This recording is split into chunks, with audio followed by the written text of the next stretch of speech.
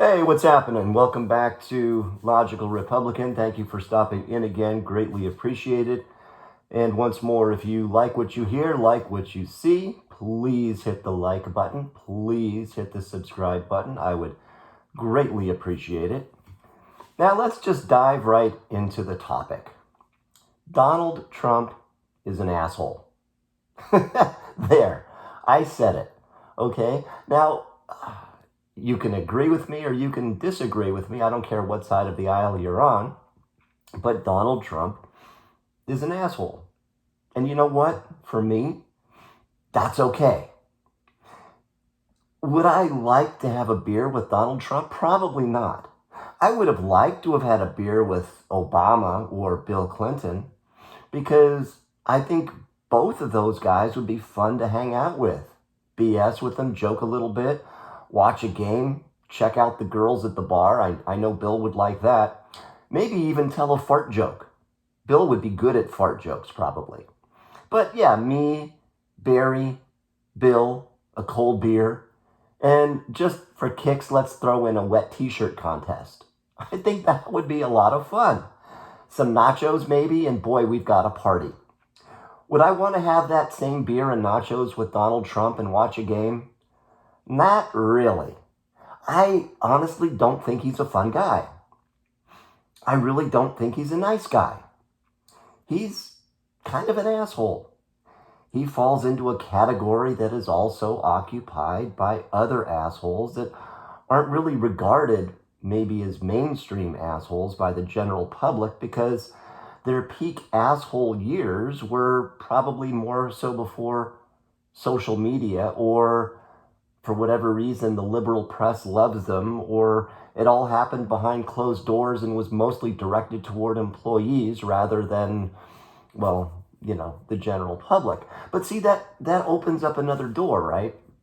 Donald Trump is not a quote unquote politician, right? He doesn't, when you ask him a tough question, he doesn't give you some BS Miss America answer like virtually every other politician does, where they never answer the straight question.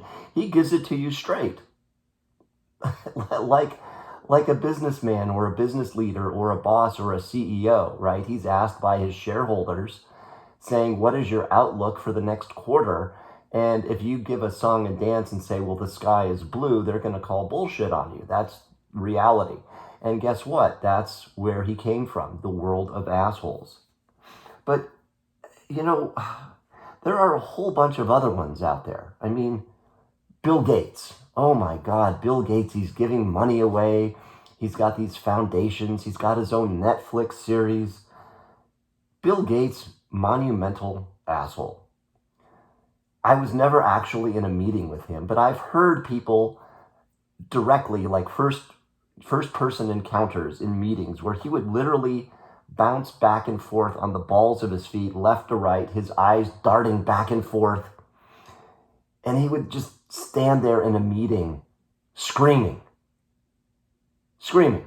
because that's what Bill was. Steve Jobs, oh, you want to talk about a huge asshole. He would privately and publicly humiliate people who worked for him. I knew people who worked for him. He refused to acknowledge his daughter for decades. It's all in that book. Read it. I mean, it's a long read. It's a 500-page book, but it's worth it. I mean, it just shows brilliance and mind-boggling creativity and an asshole. But again, it's okay, right? Zuckerberg. He's a sneaky prick of an asshole.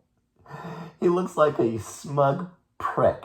I think that's just the best way to describe him. Jesse Eisenberg does a great job in that movie, by the way.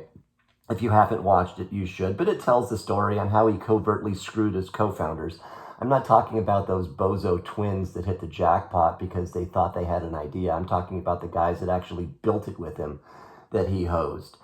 But, Larry Ellison, the founder of Oracle, okay, jerk, asshole, whatever. I think he comes across that way, though, in public. Jensen Huang from NVIDIA. Um, he's now kind of beloved because his stock is going crazy and he's the leather jacket wearing, Ferrari driving cool guy. But from what I understand, he used to have his office in the middle of the big office where he could like look out on everybody. And he would walk out and he would walk up to a junior engineer and ask them what they're working on, and if they paused or hesitated and said they're not sure, he'd fire them on the spot. So yeah, that's what you're dealing with Jensen. Elon Musk, oh my God, I covered that yesterday. Yeah, again, monumental asshole. We could go down the line. I was going to throw Michael Dell into this mix too, but I don't really have any bad Michael Dell stories. I've just kind of heard things here and there, but Michael Dell seems pretty much like a straight up guy. But guess what? Guess what all these assholes have in common? They've pretty much all changed the way we live, for better or worse. They change what we drive, how we communicate, how we do business, how businesses do business. And without the guys that I mentioned earlier, the world would be a very, very different place. Without all these assholes, the world would be a different place. Would it be in a better place? Maybe. We would still possibly be riding around on a horse and buggy, maybe not quite, but we certainly wouldn't have the iPhones and the Teslas and the spreadsheets and all of the other things that we currently have. Now, could these guys have been equally successful if they were like, hold on, I'm thinking about a nice guy who's successful on that grand scale. If Bill Gates was more like, let's see, I don't know, I can't think of anybody like that.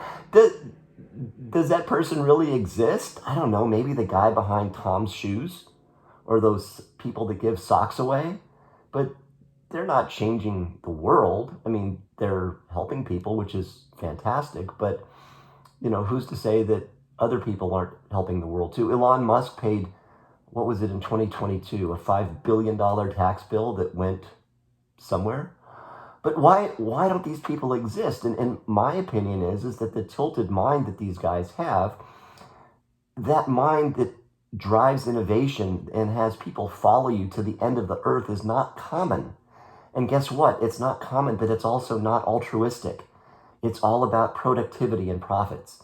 And without profits, hello, there is no company. Without profits, there are no new products. There is no R&D. There is no new development coming out. There is no hiring brilliant people who have great ideas. There are no run-of-the-mill employees. And without any of this, people are not getting a paycheck. And guess what? They're not paying taxes for all the pet projects.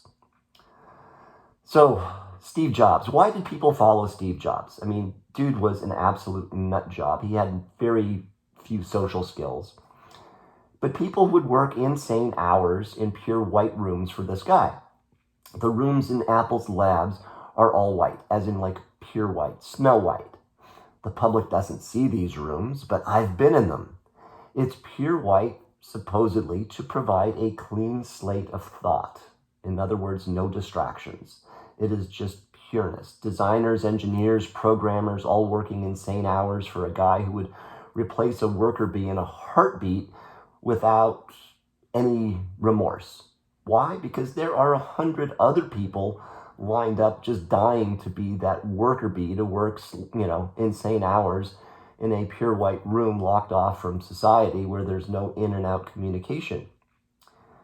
And it's just because guys like Steve Jobs and Elon Musk and Bill Gates and Jensen Huang and the others that are changing the world that people want to be a part of it, right? They want to say that they were a part of developing the iPod or the iPad or the iPhone or the iGadget, whatever.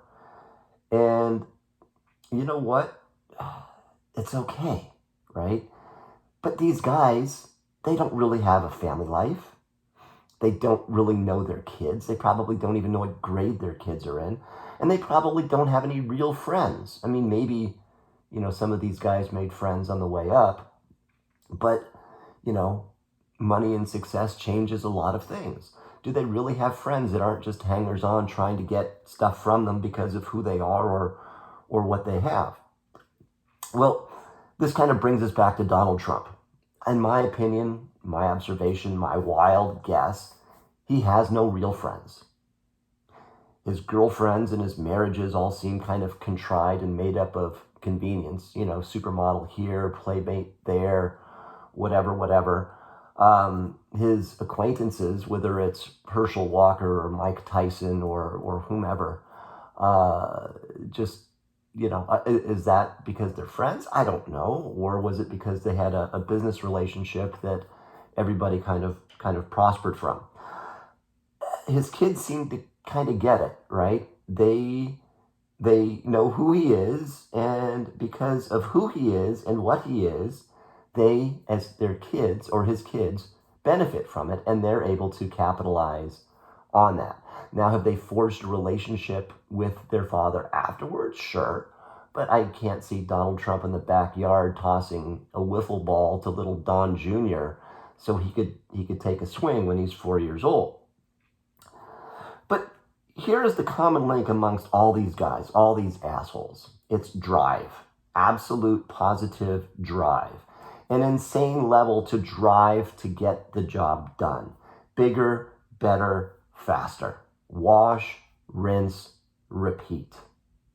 It was great yesterday, and we need to be better tomorrow and better next week. Grind, grind, grind. Donald Trump, in my opinion, in my observation, I've never met the man. I've read the books. I've read books about him. But basically, he is a hammer looking for a nail to pound, literally and figuratively. That's what he is. That's his personality.